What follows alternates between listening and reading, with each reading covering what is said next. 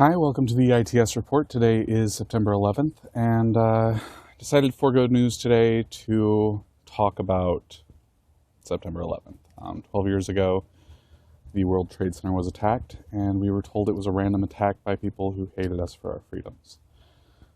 And today has been renamed Patriot Day by the federal government. And for me, it's a day to reflect and to mourn the tragedy,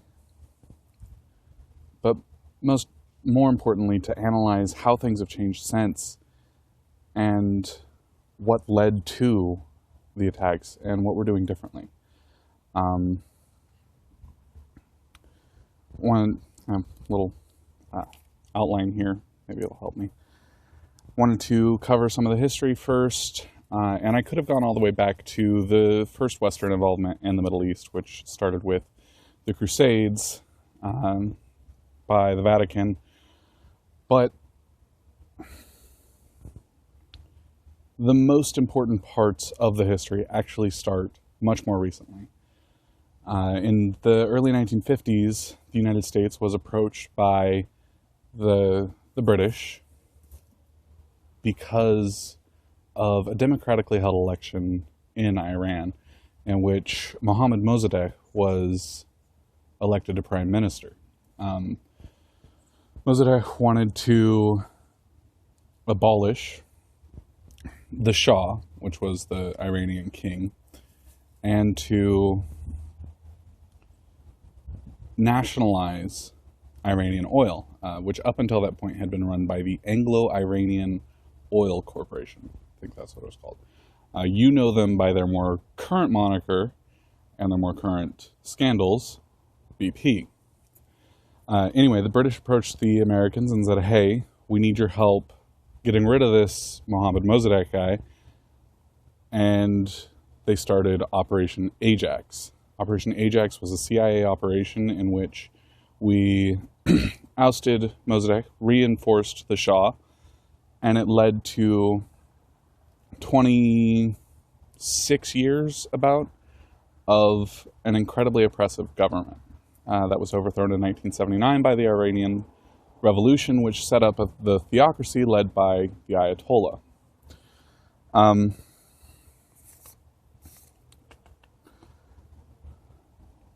Then in 1980, Saddam Hussein was backed by the United States in a power play to take over portions of Iran, capitalizing on the chaos there.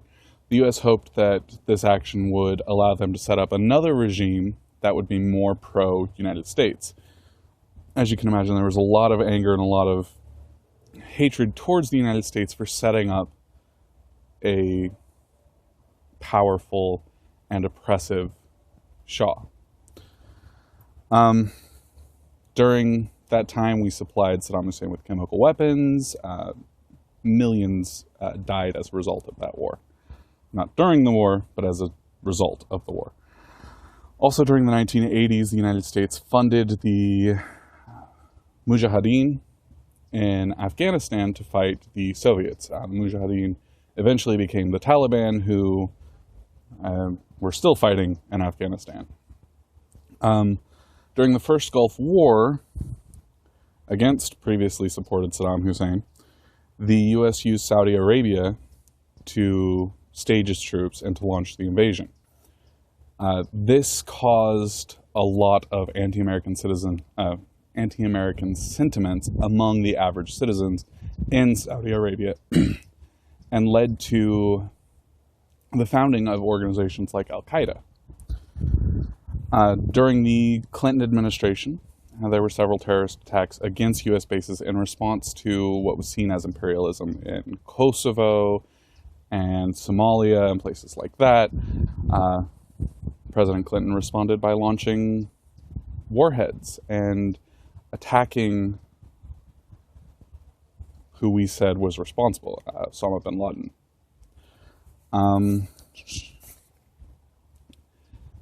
It's really just been this last, 66 years now, that this really heavy anti-American sentiment has been prevalent in the Middle East. Up until 1953, many Middle Eastern countries saw the United States as a friendly face. We didn't have any colonialism going on over there. We didn't have the issues that the British and the French had. The French were in Northern Africa and Syria and places like that.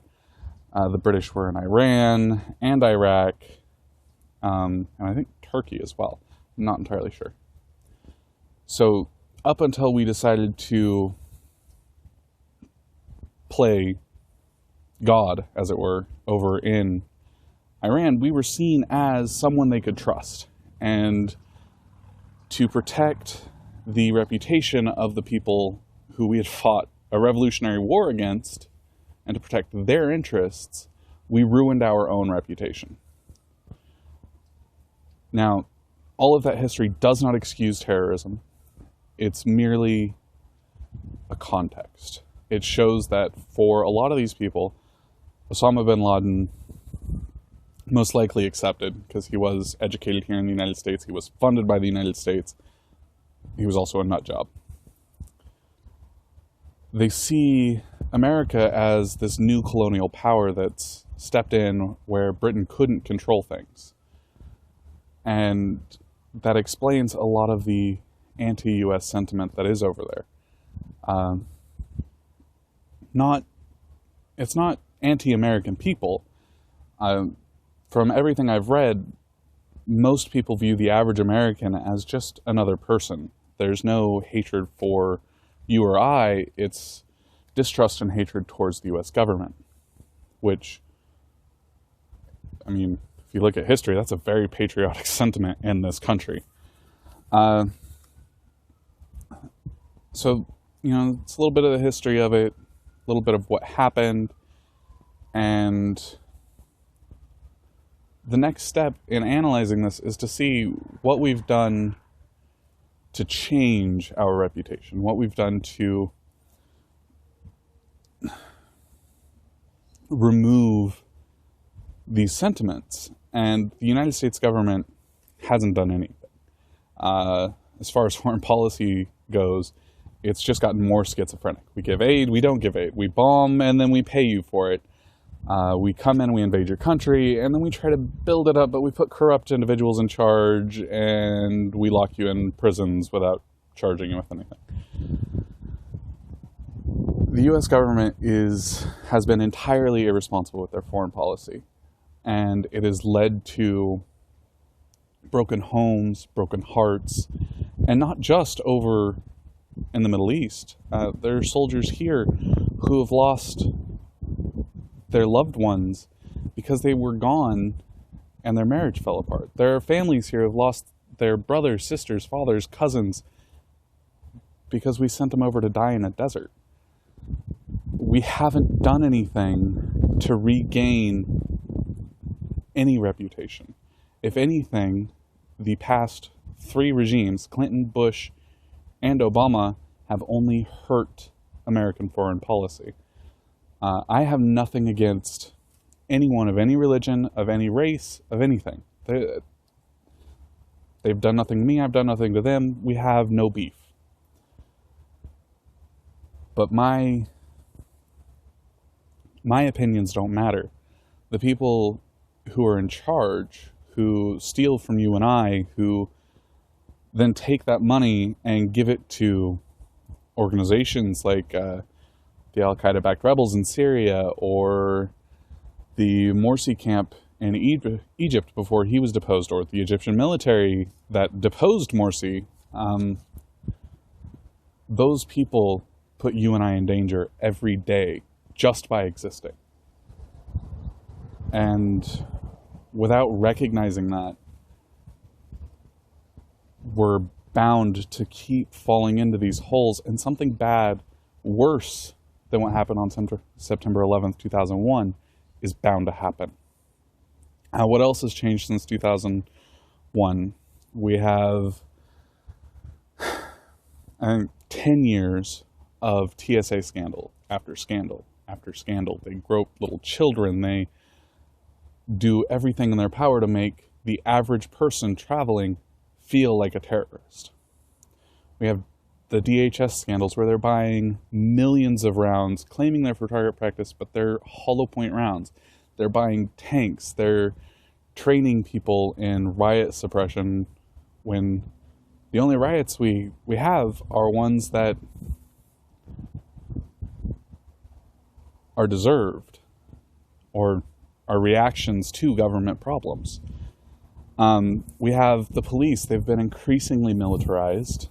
There's no reason, for instance, in New Hampshire, they claimed that the Free State movement was a group of domestic terrorists, and that was the reason they needed a Bearcat.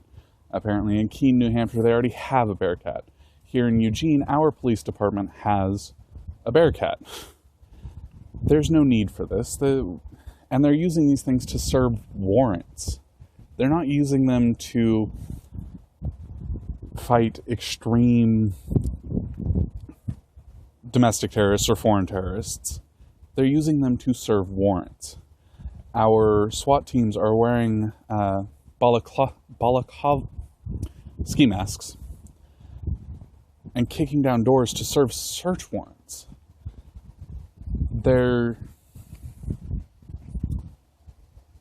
We see every day new videos of police brutality being released on the internet and people getting beat for ridiculous things. There was a guy recently, he was in a diabetic coma on the side of the road, and a police officer climbed into his car and beat him because he thought he was drunk. The guy was nearly unconscious. There was no need for that, even if he was drunk. We've seen the propaganda directed towards our police that there's a war on the police. The average person has no desire to punish police officers. None. In general, we've seen a demonization of the average person, of a person who is preparing for the loss of a job, so maybe they're stocking up on food, or they're preparing for a natural disaster, like Sandy Hook. Sandy Hook was not a natural disaster, Hurricane Sandy, and things like that. So they're storing food, and our government is saying they're possible terrorists. We've seen the demonization of civilian cryptography. Using the Tor router now brands you as a possible terrorist. Using a PGP encryption on your email brands you as a possible terrorist. I just don't want you reading my email. I've got nothing to hide. I would just rather that some clerk at the NSA didn't read what I was saying. Maybe it's intimate. It's not, but you know. It's been revealed that the NSA has been spying on us this whole time, reading our emails, collecting all the metadata about who we're talking to, how long we're talking to them, and collecting all of our text messages. They're spying on civilians in allied countries, and we're just expected to go along with it.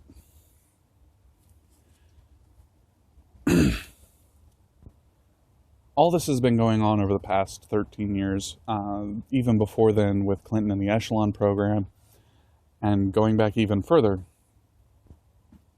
And you have to stop and ask yourself, even if you don't buy the official story of what happened on 9/11, even if you do buy it, is this any way to honor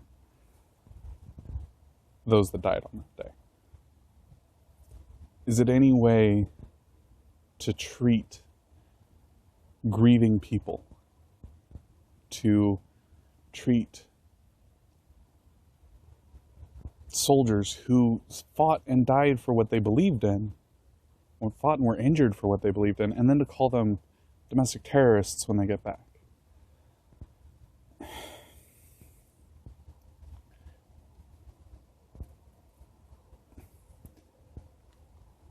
We don't just have an issue where our reputation has been squandered by those in charge. We have a problem where we have dishonored the memory of those that died and those that came before us by allowing people to do these things to us. Now, more than ever, it's time for you to stand up and say, no, you don't get to spy on me. You don't get to ruin my reputation. I am an individual. I am free, and you do not speak for me.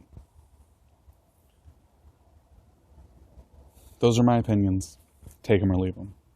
Have a good day.